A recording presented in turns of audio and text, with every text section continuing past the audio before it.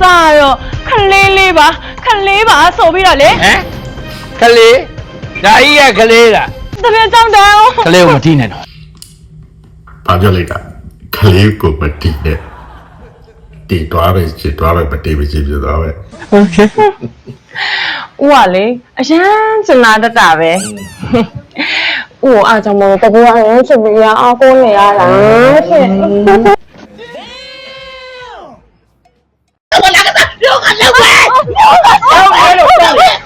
တပည့်ကြောင့်တောင်း ကလေးကိုမတီးနဲ့တော့ ဘာပြောလိုက်တာကလေးကိုမတီးနဲ့တီးသွားပဲချစ်သွားပဲမတီးပဲချစ်ပြသွားပဲ ကြောက်လဲကြောက်တယ်တပည့်ဒီပေါင်းဝဲချင်မှာဘယ်လိုနေရမှာလဲဟို โอ้ဘာမှဂရုစိုက်မနေနဲ့နော်ကလေးရှိမှဦးရှိတယ်လေကလေးကိုဦးကအစစရတောင်းဝန်ယူထားပြီးသားနော်ကလေးနော်ဦးရှိတယ်ဘာမှမပူတဲ့နော်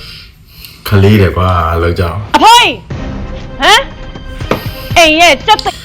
လို့ဖြစ်သွားတာတော့ခုနကတော့ငါတော့ဦးနဲ့ဖြစ်သွားခုကျတော့ဖိုးကြီးဖြစ်သွား မင်္ဂလာရှိတဲ့နေရာမှာတက်တဲ့ဒီရက်တွေပဲတောက်နေတော့အိမ်ကဘယ်လိုလဲစက်တဲ့မင်္ဂလာရှိရမှာလဲ အမဖိဒါငါအေးငါဘာတကဘယ်နေရာတောက်တော့နေဘူးတပြားမှမပေါ့ဟာသမင်းဝါတော့ကျေးဇူးရှင်ကိုကျေးဇူးခြင်းတယ်ဟွန်း ကျေးဇူးဟဲ့လားကျေးဇူးဟမ်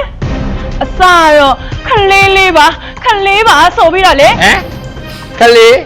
ဒါကြီးရကလေးလား လက်ညှိုးကဘယ်ထိုးတာတော့ဒါကြီးကကလေးလားဆိုငါတင်တာတော့လူကိုထိုးတာပဲနေပါဘာ အခုတော့အဲ့လိုပြောပြီပေါ့ဟမ်ရှင်ကြီးအခုတော့အဲ့လိုပြောပြီပေါ့ဟမ်ဗမာလဲပေးလိုက်တဲ့ပတ်စံနေအမ်းလိုက်တဲ့ပတ်စံနေအတိုးရှင်နေအကျွေးရှင်